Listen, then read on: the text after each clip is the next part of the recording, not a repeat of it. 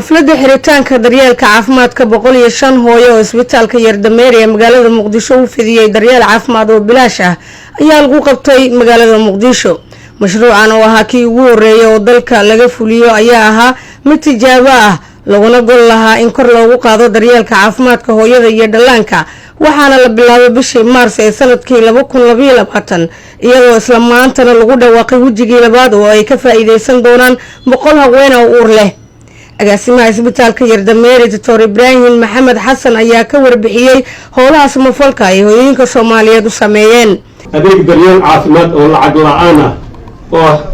kaas oo isbitaalku fuliyay in ka badan 100 haween uurey ah oo hooyooyin uur leh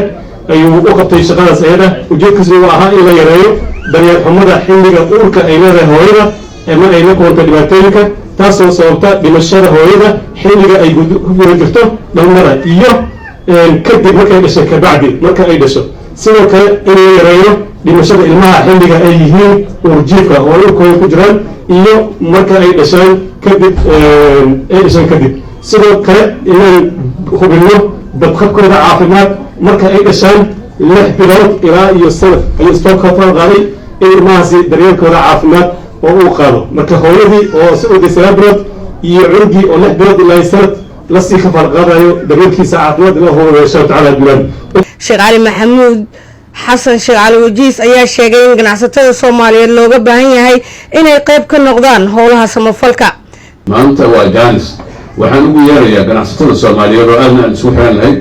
in ay bartaan in camalkan oo kaleeto la dacmiyo dalalka oo waaweyn oo islaamka turku ugu muhiimsan yahay hadda waxaa la gaaray in khayriyaadka la marsiyo isbitaalada oo shirkad kasta ay kamid kasta malafka afurto oo yiraahdo cid u baahan operation loo sameeyo masaakiin oo haysan qofka jiran islaaminka iyo reeraha uurleyda aan haysan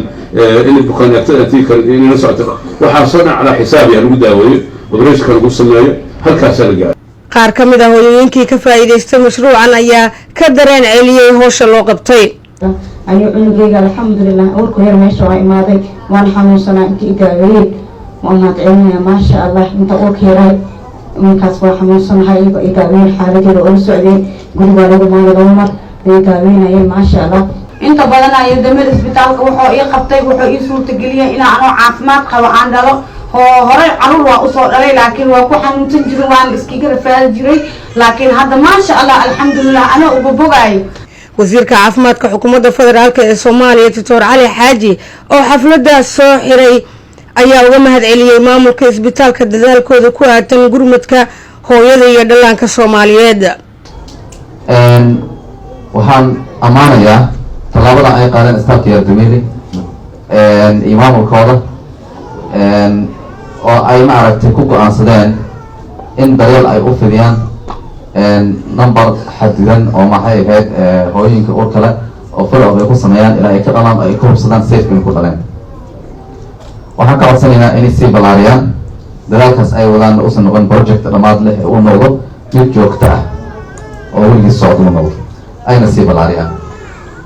waxaan kaloo ka codsanaynaa in maxay ahayd dadka kale ee Soomaaliyeed numberkaas ay diiwaan geliyaan ugu talagalaan lama rabe dadka kale ee Soomaaliyeed ee aan wax haysanin in ilna xariis la ku fiiriyaan cidii discount loo sameyn karo cidii free lagu daweyn karo inay u naxariistaan oo ka codsanaynaa. maamulka isbitaalka ayaa soo bandhigay warbixin caafimaad ee la xiriirta hooyooyinka iyo dhallaankooda oo si gaar ah loogu xil saaray howlwadeennada caafimaad. Deeqa Maxamed Axmed warbaahinta qaranka Muqdisho.